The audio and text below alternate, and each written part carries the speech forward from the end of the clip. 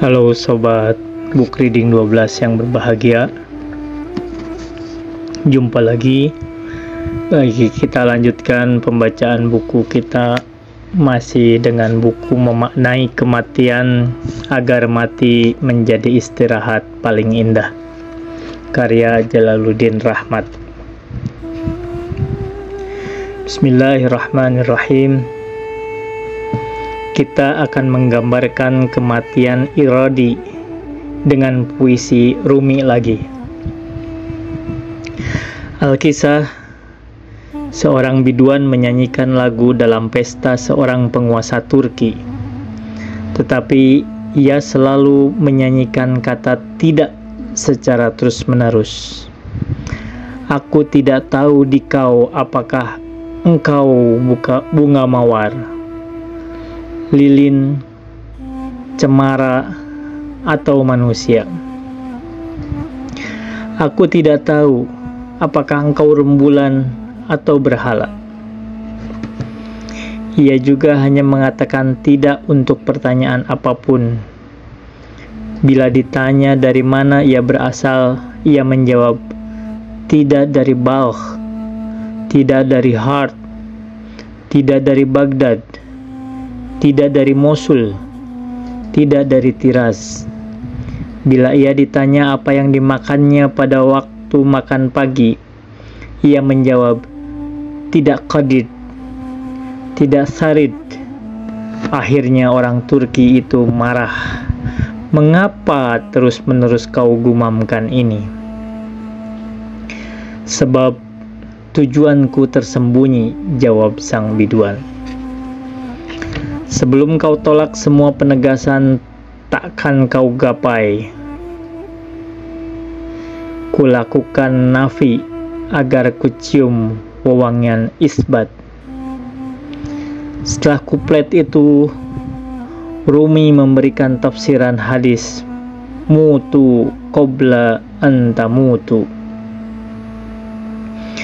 Kau sudah banyak menderita, tetapi kau masih terbalut tirai, karena kematian adalah pokok segala, dan kau belum memenuhinya. Deritamu takkan habis sebelum kau mati. Kau takkan meraih atap tanpa menyelesaikan anak tangga. Ketika 2 dari 100 anak tangga hilang, kau terlarang menginjak atap. Bila tali kehilangan 1 elo dari 100, kau takkan mampu memasukkan air sumur ke dalam timba.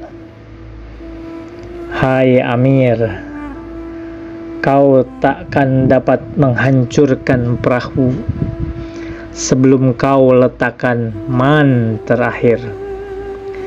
Perahu yang sudah hancur berpuing-puing akan menjadi matahari di Lazuardi. Karena kau belum mati, deritamu berkepanjangan. Hai lilin dari Tiraz, padamkan dirimu di waktu fajar. Ketahuilah, mentari dunia akan tersembunyi.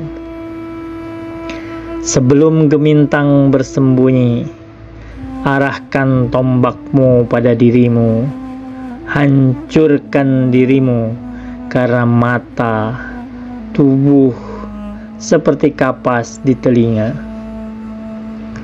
Wahai mereka yang memiliki ketulusan, jika ingin terbuka tirai, pilihlah kematian dan sobekkan tirai.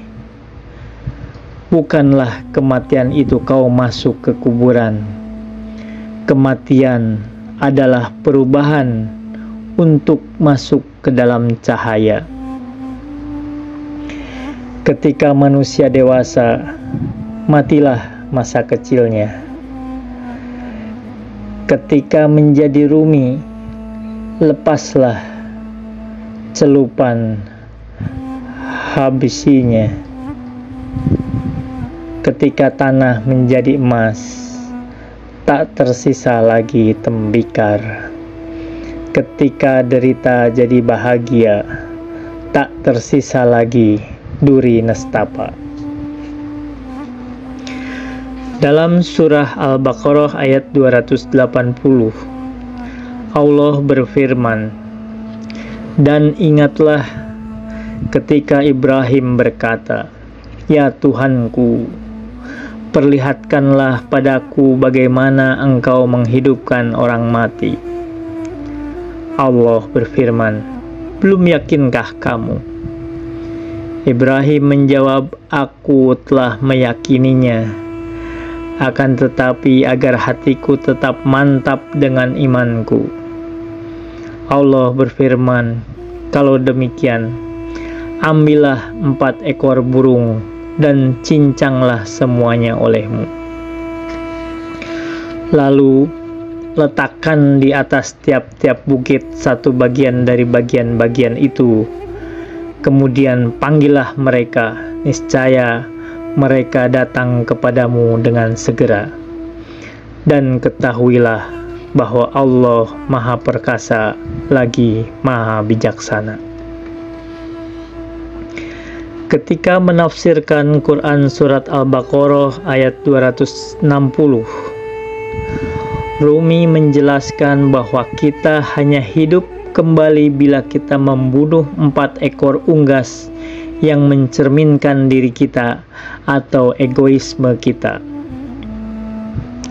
Keempat ekor unggas itu adalah bebek yang mencerminkan kerakusan, ayam jantan yang melambangkan nafsu, merak yang menggambarkan kesombongan, dan gagak yang melukiskan keinginan. Yang relevan bagi kita adalah bebek. Bangsa kita adalah bangsa bebek. Tentang bebek Rumi bercerita, bebek itu kerakusan karena paruhnya selalu di tanah, mengeruk apa saja yang terbenam, basah atau kering. Tenggorokannya tak pernah santai satu saat pun. Ia tak mendengar firman Tuhan selain kulu washrobu, makan minumlah. Seperti penjara yang merangsek rumah dan memenuhi kantongnya dengan cepat, ia masukkan ke dalam kantongnya baik dan buruk. Permata atau kacang tiada beda, ia jejalkan ke kantong basah dan kering, khawatir pesaingnya akan merebutnya. Waktu mendesak, kesempatan sempit, ia ketakutan. Dengan segera di bawah tangannya ia tumpukan apapun. Tentang ayam jantan atau nafsu, Rumi bercerita, ayam jantan penuh nafsu dan ketagihan nafsu, mabuk dalam anggur tawar yang beracun.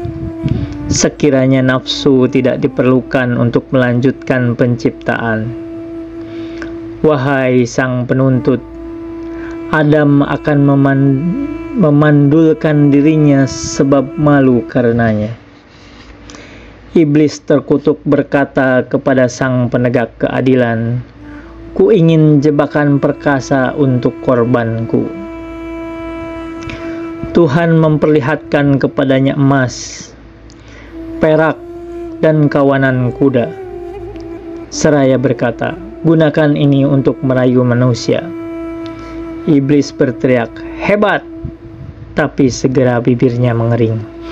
Ia menjadi keriput dan asam seperti jeruk.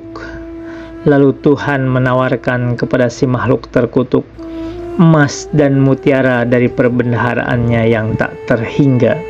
Seraya berkata, "Ambillah jebakan ini, hai si terlaknat." Ia menjawab, "Berikan yang lebih dari ini, wahai sang pembela." Lalu Tuhan memberikannya makanan yang berminyak dan manis, minuman yang mahal, dan jubah sutra yang gemerlap. Iblis berkata, "Tuhanku, kuperlukan bantuan lebih dari ini untuk mengikat mereka dengan tali serat kurma, supaya hamba-Mu yang mabuk, yang gagah berani, dapat melepaskan seluruh ikatan ini dengan jebakan ini dan ikatan hawa nafsu.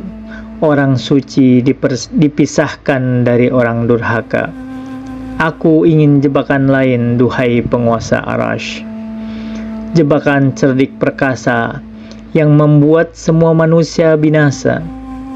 Ketika Tuhan menampakkan kepada iblis keindahan perempuan yang menumpulkan akal dan melepaskan kendali diri dari laki-laki, iblis menjentikkan jarinya dan mulai menari sambil melonjak berkata, "Berikan dia kepadaku secepat mungkin, telah kugapai keinginanku."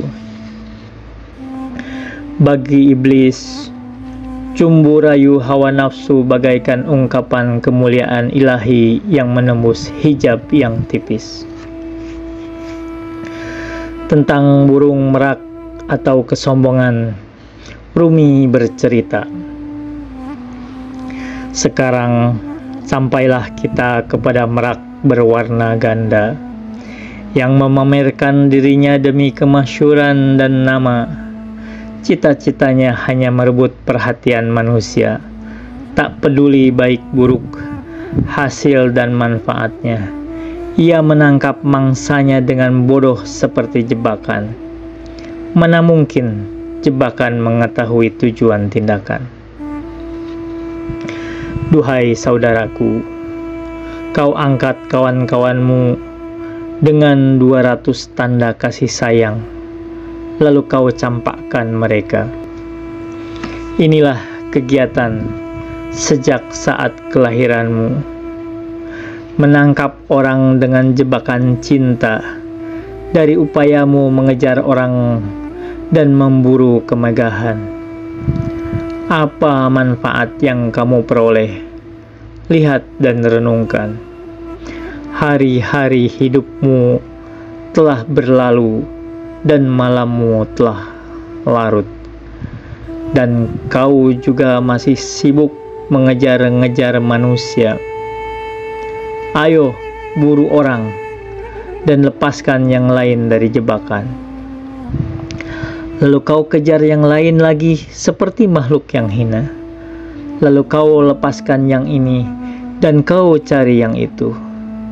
Ini permainan anak kecil yang tanpa arti. Sebetulnya kamu hanya menangkap dirimu dalam jebakan karena kamu dipenjarakan dan dikecewakan oleh keinginanmu. Tentang gagak, Rumi bercerita, suara berkoak burung gagak meneriakan permintaan panjang di dunia. Seperti iblis, gagak memohon yang maha suci, kehidupan abadi sampai hari kebangkitan. Iblis berkata, "Berikan aku tempo sampai hari kebangkitan." Bukankah sepatutnya ia berkata, "Aku bertaubat, duhai Tuhanku"? Hidup tanpa taubat adalah bencana jiwa. Hilang dari Tuhan adalah kehadiran kematian. Hidup dan mati, keduanya manis di sisi ilahi. Tanpa Tuhan, air kehidupan adalah api. Hidup abadi adalah menumbuhkan ruh di dekat ilahi. Hidup gagak semata-mata untuk memakan tahi. Gagak berkata, "Berikan aku hidup lama supaya terus makan kotoran. Berikan hidup padaku selalu, karena watakku memang keburukan."